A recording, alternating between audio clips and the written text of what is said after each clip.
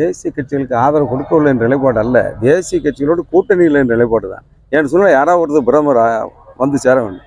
தேசிய கட்சிகளோடு கூட்டணி அமைத்து நாங்கள் ஆதரிக்கின்றவர் பிரதமராக வந்தால் நாளைக்கு கூட்டணி தர்மத்தின் அடிப்படையில் சில கொள்கைகளை சமரசம் செய்ய வேண்டிய சூழ்நிலை வருது.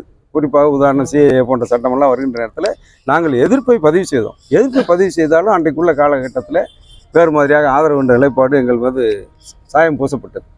அதுபோன்ற நிலைகள் வந்துவிடக்கூடாது என்பதற்காகத்தான் யார் பிரதமராக வந்தாலும் இன்றைக்கு எங்கள் கொள்கை தான், யார் பிரதமராக வந்தாலும் தமிழர் நலன் காக்கின்ற சில அம்சங்களை நிச்சயமாக ஆதரவு தெரிவிக்கின்ற நேரத்திலேயே, உதாரணத்திற்கு காவிரி பிரச்சனை, இன்றைக்கு காவிரி பிரச்சனையில் ஒரு சொட்டு தண்ணீர் கூட தர முடியாது என்று சொல்லுகின்ற காங்கிரஸுக்கு ஆதரவாக மு.க. ஸ்டாலின் கர்நாடகத்தில் பிரச்சாரத்தை செல்கிறார்.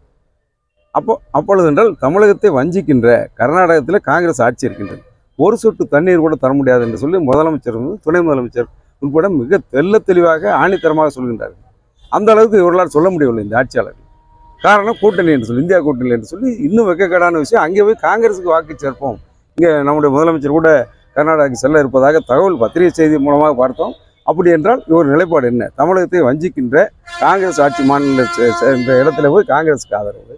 முல்லை பெரியாறு பிரச்சனையில் அங்கே காங்கிரஸ் வேறு நிலைப்பாட்டில் இருக்கின்றது. கேரளாவில் அங்கே சென்று இவர்கள் அங்கே இந்தியா கூட்டணிக்கு ஆதரவு அளிக்கின்றார்கள். கம்யூனிஸ்டாக இருந்தாலும் அவர்களும் இந்தியா கூட்டணியில் இருக்கின்றார்கள். முல்லை பெரியாறு பிரச்சனையிலே காலங்காலமாக வஞ்சிக்கப்படுகின்றோம். இப்படிப்பட்ட நிலையெல்லாம் இருக்கக்கூடாது என்று சொல்லி தான் நாங்கள் தெளிவான நிலைப்பாட்டில் அனைத்து அண்ணா திராவிட முன்னேற்ற கழகம் தனியாக அனைத்து பிரச்சனைகள், காவிரி பிரச்சனை, முல்லை பிரச்சனை, நீட் தேர்வு விலக்கு, எய்ம்ஸ் மருத்துவமனை, என்எல்சி பிரச்சனை போன்ற பல்வேறு பிரச்சனை, கச்சத்தீவு பிரச்சனை, இதெல்லாம் மையமாக வைத்து இன்னும் சொல்லப்போனால் அதை நிறைவேற்றுகின்றவர்களுக்கு எங்களுக்கு ஆதரவு, தமிழர் நலன் காக்கின்றவர்களுக்கு ஆதரவு என்ற நிலைப்பாட்டில் முடிவெடுப்பதற்கு சரியான தருணம் இந்த தருணம் என்பதை நாங்கள் தேர்தல் முடிவுக்கு பிறகு காட்டுவோம்.